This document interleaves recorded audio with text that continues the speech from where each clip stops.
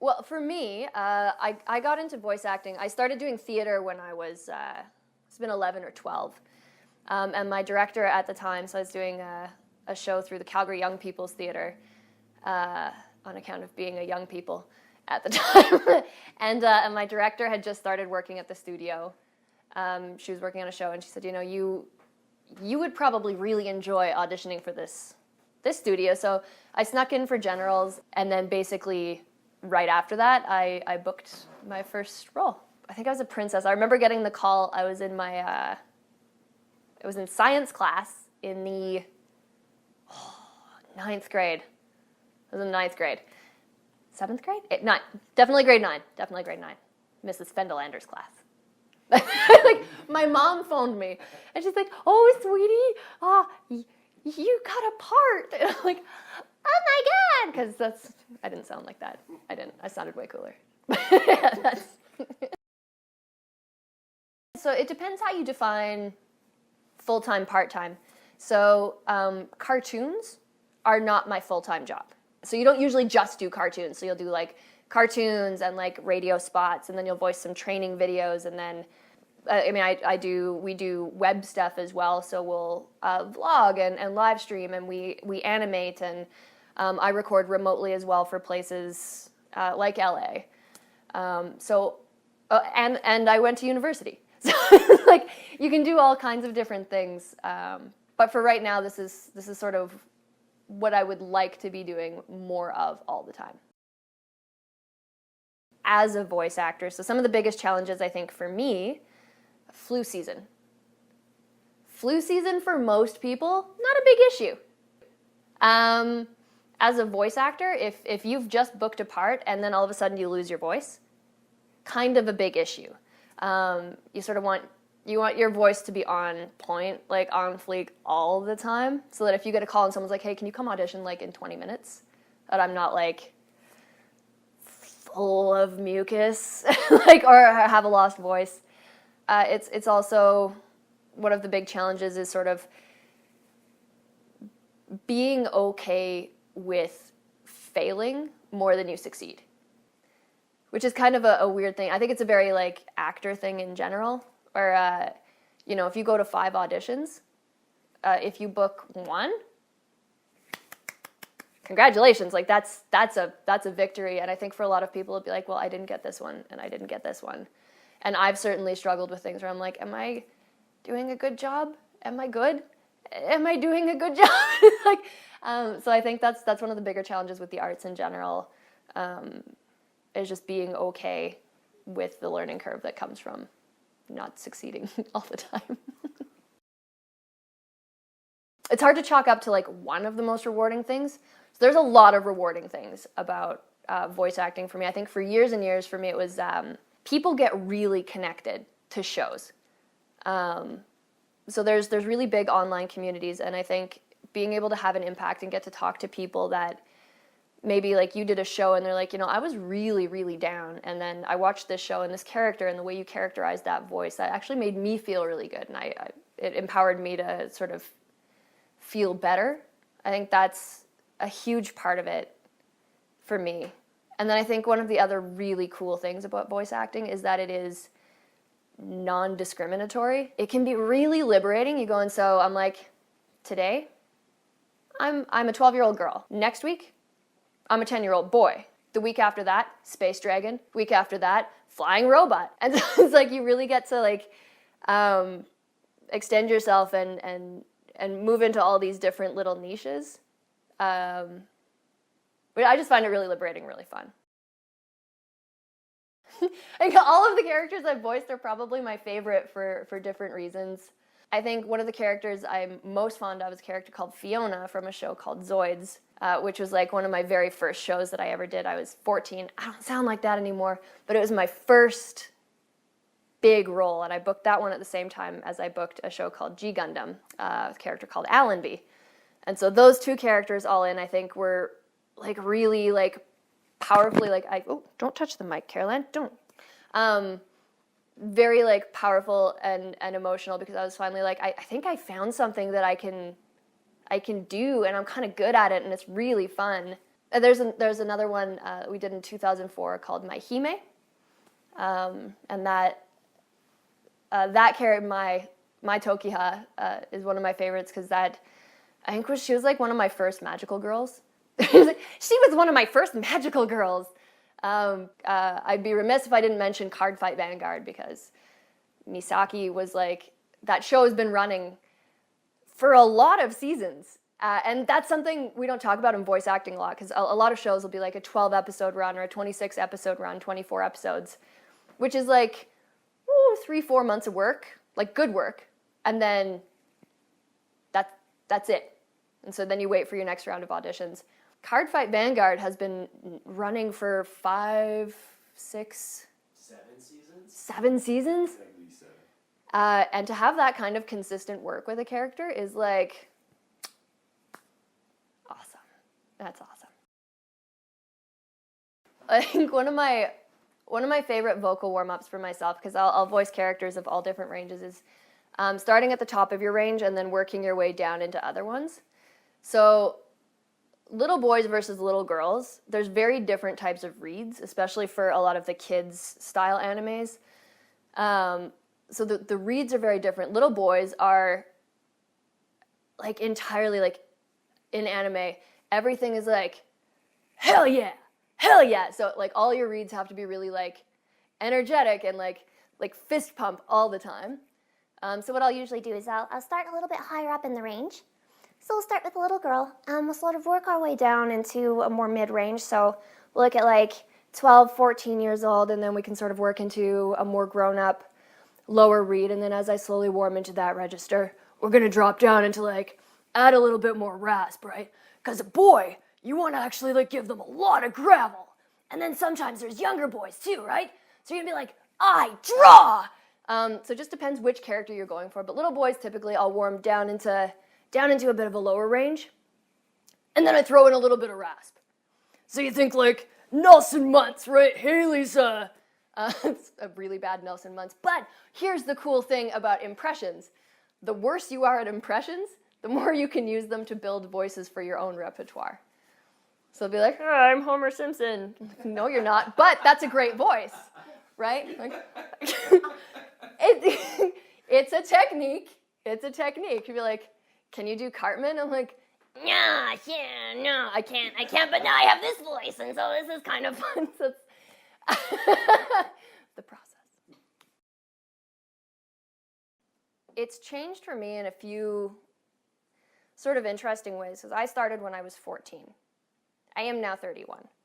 I am not 14 anymore, so I think your voice goes through a shift. I imagine it's like pretty challenging for boys, because I know a lot of boys who will get a lot of work when they're like 12, and then puberty, and then they have no characters in their voice range for a little bit. And luckily, I mean, as a girl, I've managed to maintain a fairly young-sounding voice, but there's a lot of those kid roles that I sort of have aged out of. But one of the cool things about that is now I just voice everyone's mom.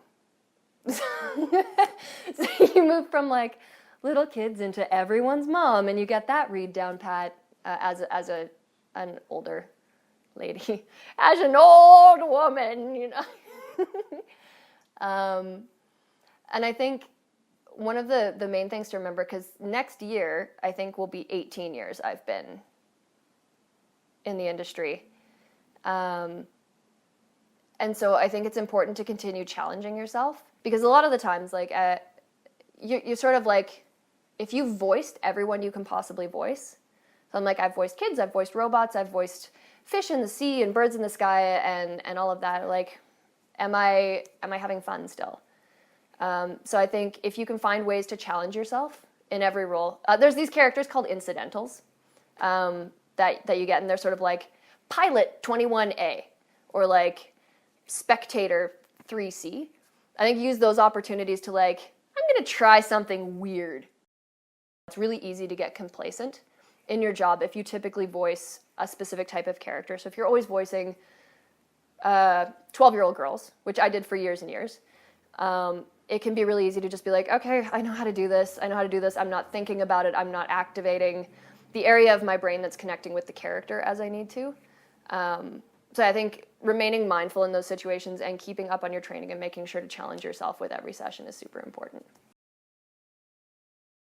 So the job can feel a little bit isolating insofar as with dubbing or ADR, which is dialogue replacement, that you're typically 100% of the time doing by yourself in a studio, but by yourself in the studio. So when you're alone in the booth, but you're also there with your director who might be connected via your headset and in another city. You're also there sometimes with a director in studio. You might be there with an engineer in studio as well. There may be multiple people in the booth, so I think it keeps it feeling fairly close. But as a community, I think, again, I know we've mentioned this before, but like it ebbs and flows. So you only typically see a few people who your schedule meshes with. So if I'm always available Friday morning at 10, I'm going to run into people who are like available Friday morning at 11 because they'll come in sort of right after me.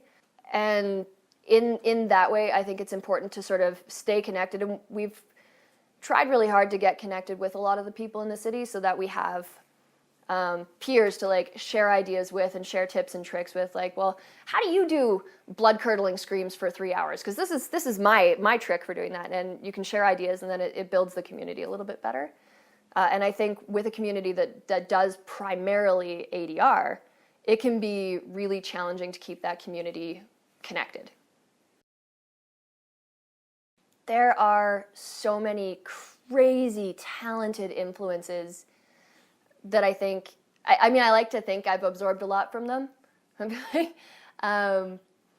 So first and foremost, there was the gal who got me into voice acting, her name's Mariette Sluter. And she was hands down one of the most talented voice actresses and actors in general that I had met. And so I think when I first started early on, I heard a lot of her voice because you can hear the other actors in your headset if they've already recorded. And so I think the way she did her reads, as like a 14, 15-year-old, I'd be like, oh, that's cool. And also she was teaching me drama. So it's like a give and take. So I learned to act from her. But then there are certainly, I watched a lot of cartoons on Nickelodeon. So I think a lot of the cartoons I watched had a really profound influence on how I approach characters. Things like Animaniacs, because I'm a huge fan of Tress MacNeille. I think she's so good. The big heavy hitters that you would have heard around those times. So yeah, you have your Tress MacNeilles, your Tara Strongs, Billy West, Mel Blanc, of course, because he is Looney Tunes, all of them. All of the Looney Tunes. So I think somebody like him, it's like, wow, he's got like 80 voices. How many of those can I do? And I think people talented in that range of talent sort of inspire you to push yourself to try and see how many different characters you can pull out of yourself all at once or in quick succession. But yeah, Tress MacNeille for sure was a huge one, and then the Disney princesses, because I love them. There absolutely is formal training in the city to do voice acting. I can remember way back one of the most profound experiences I had. I took a workshop with Paul Boucher, who's probably one of the pillars of the voice acting community here in town, and getting to actually work a little bit one-on-one with him was amazing. I actually have a cassette tape. Yes, it was that long ago. I have a cassette tape of my workshop. And so I think there is a tremendous amount to be gained from taking workshops, because I have seen some phenomenally talented theater actors get in the studio, stand in front of a microphone, and forget everything they ever knew about acting, because the microphone is shockingly terrifying if you've never been in front of it. It's an entirely different set of techniques. I know if you're coming from theater, you're used to using your whole body to convey emotion, whereas when you're in front of the microphone, it's a very sort of intimate experience. It's very different. So you have to convey those big, huge emotions with just your voice. You're not projecting unless you're being asked to project, in which case you definitely are. But to be able to convey different messages very subtly, I think can be really intimidating. I say get in front of the mic and talk into it until it's not scary anymore. The more you do, the easier it gets. Take the workshops. Read the books, watch cartoons. If you're going to work in anime, watch anime. Learn the sort of like archetypes that you can fit into, because there are very distinct archetypes in every style of cartoon.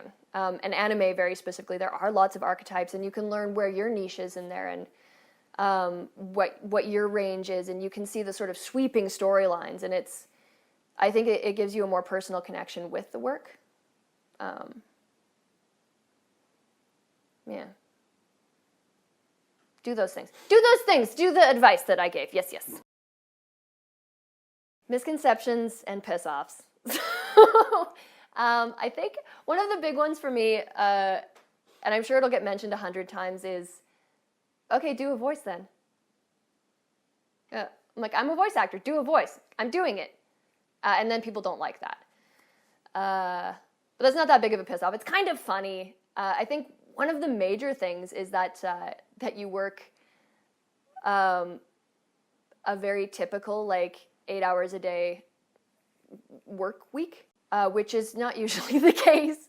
You won't typically do an 8-hour session, and that session, so let's say you get booked in for a 4-hour session, which is like some good stuff. They'll be like, well, your job is fun. It's not hard to do. They're like, correct. Yes, my job is fun. But I think there's a misconception that it's easy to do, or that anyone can do it. And I think a lot of people believe that anyone can do it, and I think with the correct training, anyone can do it. But you have to know what you're doing to do it well. You won't jump in the booth and be amazing right away. I mean, I was, but that's not everyone's. No, I wasn't. I was pretty bad for a while. Maybe I still am. Sometimes it's hard to say. But I think there's a misconception that you'll just jump in. You're like, I talk all the time. I can do it in front of a microphone. But no, it takes time, and it takes technique, and it's a whole different set of. It's a different sort of difficult than other jobs. So I think that's something that at least I try and convey a little bit to newer talent coming in. They're like, just be patient with yourself. There is a learning curve. You have to learn how to, like, lift your chin up when you're speaking so your sinuses don't click. And if you're going to say anything for a while, you got to make sure that you're like, turn your head away from the mic and turn it back to the mic while you're watching the screen and reading at the same time. It's a whole different set of little, like, micro movements and micro techniques that just take a long time to learn. I think by default, I'm always putting myself into characters. But I think I try and take the time to make every character unique. But you can tell that each person sort of has their wheelhouse of, like, these are the reads that I'm really good at, and these are sort of the ones that I gravitate towards, that feel good, that feel genuine with my voice and with my personality. I feel sort of really personally connected to every character, I think, that I've voiced. I have personally never been a pink-haired girl who flies around in a UFO. I mean, the future is a mighty long time away. It might happen for me yet, fingers crossed. So in that regard, that character is completely unique. I like corn pops. I like corn pops. I like the way they crunch. I like the way they sound. I like the way they taste. And I like the way they rub your mouth raw. I love it. I love it. I love the way they rub my mouth. I like it. It's fun to eat. It's fun to eat. It's fun to eat. Can I clap and speak at the same time? I don't know.